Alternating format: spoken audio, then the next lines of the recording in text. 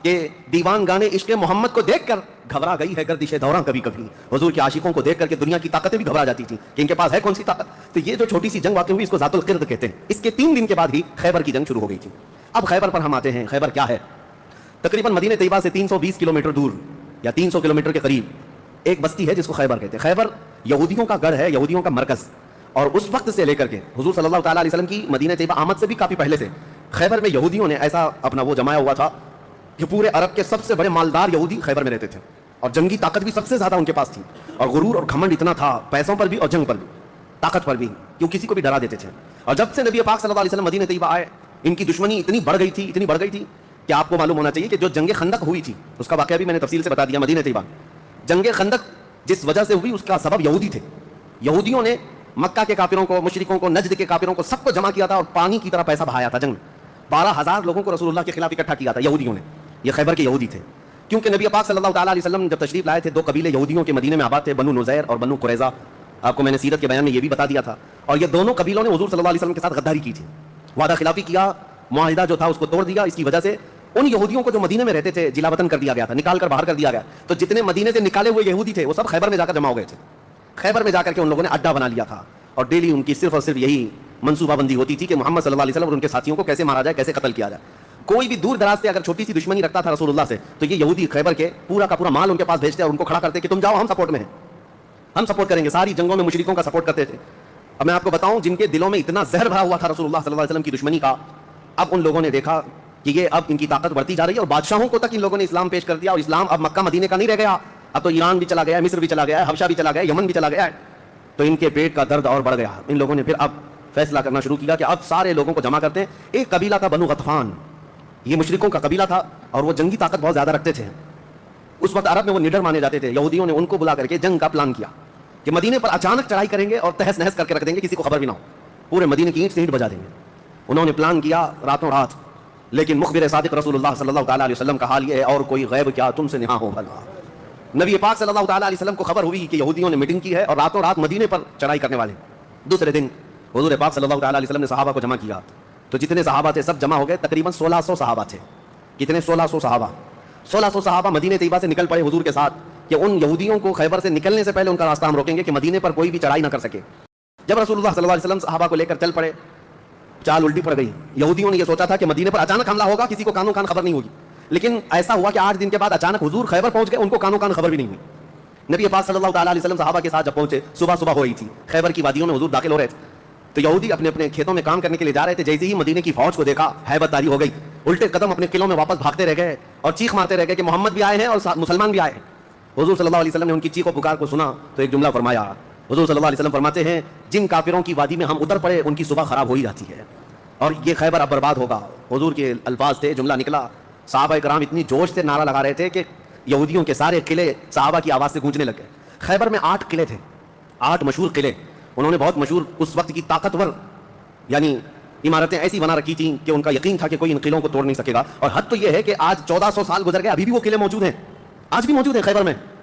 وہ قلعوں کے باقیات, کھنڈرات ابھی بھی موجود ہیں. اب آپ اندازہ کریں کہ 14 صدیاں گزرنے کے بعد اب بھی وہ قلعے ہیں, تو اس وقت کتنے محفوظ رہے ہوں گے, کتنے مضبوط رہے ہوں گے. ان کو بڑا غرور تھا. 8 مشہور قلعے تھے, قلعہ نائم, قلعہ نقات, قلعہ قموس. ان کے نام تھے الگ الگ, ہر قلعہ الگ الگ کاموں کے لیے استعمال ہوتا تھا.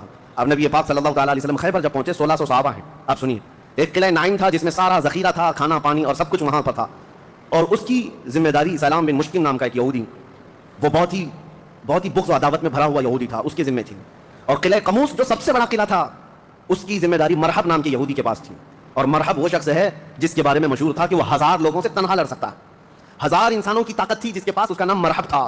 پورے خیبر کے یہودی اس سے ڈرتے تھے. اور قلعہ قموس جو سب سے بڑا قلعہ تھا وہ اس کے انڈر میں ہوا کرتا, سب ان کی تقسیم تھی. اب جب نبی کریم صلی اللہ تعالیٰ علیہ وسلم شروعات فرمائی تو قلعہ نائم جو قریب تھا آبادی سے, اس پر چڑھائی شروع کر دی. تو جو صحابہ وہاں گئے تھے قلعہ نائم, تو صحابہ کرام کو سخت مصیبت اٹھانی پڑی, کیونکہ اتنی سخت گرمی تھی کہ جس کی وجہ سے حلق میں کانٹے پڑ جاتے تھے پیاس کی شدت سے. کئی صحابہ اس میں شہید ہوئے. آخرکار قلعہ نائم فتح ہو گیا. ایک قلعہ فتح ہوا, دوسرا فتح ہوا, تیسرا فتح ہوا. قلعے اس طرح سے فتح ہونے لگ گئے. یہودیوں کی تعداد میں آپ کو بتاؤں یہ 1600 صحابہ تھے, اور یہودی اس وقت خود اور قبیلہ بنو غطفان جو مشرکوں کا قبیلہ تھا ان کو بھی جنگ کے لیے اپنے قلعے میں بلا لیا تھا. کل تعداد سب کی ملا کر 8000 ہو چکی تھی. 8000 لوگ 1600 لوگوں سے ڈرے ہوئے سہمے ہوئے قلعوں میں بندے ہیں, کوئی باہر نکلنے کو تیار نہیں. اب اس کے بعد یہ خیبر کا معاملہ بڑھتا گیا. اس میں ہوا یہ کہ آخری جو قلعہ تھا قلعہ قموس، یہ سب کے بس کی بات نہیں تھی، بہت مضبوط قلعہ، اور جو آدمی اس کا سپہ سالار ہے، شہ سوار ہے، وہ مرحب ہے، پورا عرب جانتا تھا اس کی طاقت کو۔ پہلے دن نبی کریم صلی اللہ تعالیٰ علیہ وسلم نے صحابہ کی ایک جماعت حضرت ابو بکر صدیق رضی اللہ تعالیٰ عنہ کی سپہ سالاری میں بھیجی۔ حضرت ابو بکر صدیق آئے، بہت ہی جاں بازی اور بہادری کے ساتھ لڑائی کی، لیکن وہ اتنا سخت تھا کہ یہودیوں کی طرف سے بہت سخت طریقے سے ڈیفینس ہوتا تھا، صحابہ پیچھے ہٹ گئے، کچھ شہید ہوئے، کچھ زخمی ہوئے، واپس آئے۔ پھر دوسرے دن سیدنا عمر ابن خطاب رضی اللہ تعالیٰ عنہ کے حوالے حضور صلی اللہ علیہ وسلم نے فرمایا، حضرت عمر فاروق رضی اللہ تعالیٰ عنہ گئے، صحابہ کی ایک جماعت تھی، لیکن آج کا دن اور زیادہ سخت ہو گیا، سارے یہودیوں نے اپنی طاقت جھونک دی قلعہ قموس کو بچانے کے لیے۔ حضرت عمر فاروق رضی اللہ تعالیٰ عنہ صحابہ کی جماعت کو لے کر شام میں واپس آ گئے۔ اب یہ محاصرہ بڑھ گیا، 20 دن چلا کنٹینیو محاصرہ ان قلعوں کا، لیکن فتح ہونے کا نام نہیں تھا۔ جلال پیغمبری کو دیکھے ہیں، صحابہ 20 دن سے تپتی ہوئی گرمی میں مدینے سے 300 کلومیٹر باہر ہیں۔ عرض کیا یا رسول اللہ صلی اللہ علیہ وسلم، ہماری منزل ابھی کہاں ہے، کب تک ہے؟ رات کا وقت تھا، نبی کریم صلی اللہ تعالیٰ علیہ وسلم جلال میں تھے، ارشاد فرمایا لأعطین غدا رایۃ رجلا یحبہ اللہ ورسولہ۔ حضور اکرم صلی اللہ تعالیٰ علیہ وسلم فرماتے ہیں کل کے دن میں اپنا جھنڈا ایک ایسے آدمی کو دوں گا جس سے اللہ اور اس کے رسول محبت کرتے ہیں، اور اللہ اور اس کے رسول جس سے محبت کرتے ہیں وہ خود بھی اللہ اور اس کے رسول سے محبت کرتا ہے۔ اور پھر میرے آقا نے فرمایا خیبر کی فتح اسی کے ہاتھ میں رکھی ہوئی۔ صحابہ کہتے ہیں پوری رات بے چینی اور کروٹ لیتے ہوئے ہم نے گزاری، نبی پاک نے بشارت دی ہے تو اب تو ہونا ہی ہے، حضور نے فرما دیا ہے کہ میں کل اپنا جھنڈا اس آدمی کے ہاتھ میں دوں گا جس کو اللہ اور اس کے رسول محبت کرتے ہیں۔ صحابہ کہتے ہیں حضرت عمر فاروق رضی اللہ تعالیٰ عنہ فرماتے ہیں میری آنکھ تک نہ لگی پوری رات، اور اس تمنا میں کہ صبح ہوگی تو حضور صلی اللہ علیہ وسلم وہ جھنڈا مجھے دیتے ہیں۔ یہ اس میں 3 بشارتیں تھیں، ایک بشارت یہ تھی کہ وہ شخص جس کو میں جھنڈا دوں گا وہ اللہ اور رسول سے بہت محبت کرتا ہے، دوسری بشارت یہ تھی کہ اللہ خود اس سے محبت کرتا ہے، تیسری بشارت یہ تھی کہ اسی کے ہاتھ میں خیبر کی فتح کی ہے۔ حضرت عمر کہتے ہیں پوری رات پلک بھی جھپکا نہیں، اسی آس میں اسی امید میں پوری رات گزاری۔ پورے صحابہ کا یہی حال تھا۔ صبح جب ہوئی دوڑے دوڑے نبی کریم صلی اللہ تعالیٰ علیہ وسلم کی جلوں میں حاضر ہوئے، اللہ کے حبیب صلی اللہ علیہ وسلم کے ہاتھ میں پرچم تھا، جھنڈا تھا، اب جنگ کے لیے روانہ کرنا تھا۔ نبی کریم صلی اللہ علیہ وسلم کے سامنے صحابہ کی فوج ہے، سارے صحابہ گردنیں اونچی کر کے دیکھ رہے ہیں، لیکن نبی پاک صلی اللہ تعالیٰ علیہ وسلم نے اس بھرے مجمع میں اعلان فرمایا علی کہاں ہے، علی کہاں ہے؟ اس مجمع میں حضرت علی نہیں ہے۔ صحابہ نے کہا یا رسول اللہ وہ بخار میں ہے، بیمار ہیں اور آشوب چشم ہے، آنکھیں لال ہو چکی ہیں، آنکھوں سے پانی آ رہا ہے۔ نبی کریم صلی اللہ علیہ وسلم نے فرمایا لاؤ اسی حالت میں بلا لاؤ۔ صحابہ گئے حضرت علی کو بلا لائے، بخار کی حالت میں ہے، آنکھوں میں آشوب ہے، سرخی آ چکی ہے۔ نبی کریم صلی اللہ علیہ وسلم نے قریب بلایا، اپنا لعاب پاک نکال کر ان کی آنکھوں میں لگایا۔ حضرت علی فرماتے ہیں مجھے ایسا لگا کبھی آنکھوں میں کوئی مرض آیا ہی نہیں تھا، بخار بھی نہیں تھا۔ نبی کریم صلی اللہ تعالیٰ علیہ وسلم نے اپنے ہاتھ میں موجود پرچم حیدر کرار کے ہاتھ میں دیا، کہا جاؤ علی تمہارے ہاتھ میں اللہ نے فتح رکھی ہے۔ میرے عزیزو ایک بات میں آپ کو بتا دوں کہ یہ کیا معاملہ ہے، جب رسول کریم صلی اللہ تعالیٰ علیہ وسلم کو یہ معلوم ہے کہ حضرت علی کے ہاتھ میں ہی یہ جنگ فتح ہونی ہے تو پہلے دن کسی اور کو کیوں بھیجا، دوسرے دن اور صحابی کو بھیجا؟ یہ 20 دن کا محاصرہ کس بات کا تھا؟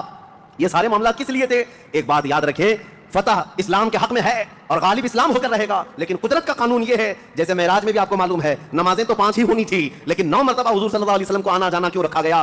خدا کی قدرت کا قانون یہ ہے کہ پہلے اسباب کی طرف دیکھو، بعد میں اسباب کا خالق خود تمہارے لیے راستے پیدا فرمائے گا۔ جنگ تو فتح ہونی ہی ہے لیکن تمہیں اسٹرگل کرنا پڑے گا، میدان میں مشکلیں اٹھانی پڑے گی، بعد میں فتح تو تمہارے ہاتھ میں اللہ نے دی ہے۔ حضرت علی کرم اللہ وجہہ الکریم اپنے ہاتھ میں پرچم لے کر کے جب قلعہ قموس کی طرف بڑھتے ہیں، جانتے ہیں وہ تاریخ کا عظیم دن ہے، محرم کی غالباً 9ویں تاریخ ہے۔ میں نے شروع میں ہی کہا کہ یہ ایک تاریخ کا ایسا حصہ ہے جس سے ساری باتیں آگے کی فتوحات جڑی ہوئی ہیں۔ کیوں میں آپ کو بتاتا ہوں، حضرت علی جس انداز سے جا رہے تھے اس وقت لوگوں کے اندر ہیبت تاری تھی، صحابہ آپ کے ساتھ تھے۔ جیسے ہی قلعہ قموس کے پاس گئے سیدھے حضرت علی کرم اللہ وجہہ الکریم نے للکار کر کے مرحب یہودی کو بلایا کہ باہر آ جا اپنے قلعے سے اور مجھ سے مقابلہ کر۔ وہ ہاتھی کی طرح سے ڈیل ڈول رکھتا تھا اور خرامہ خرامہ سامنے آیا اور للکار کر کے کہنے لگا قد علمت خیبر انی مرحب شاک السلاح مجرب، تمہیں معلوم ہے پورا خیبر مجھے جانتا ہے کہ میں مرحب ہوں۔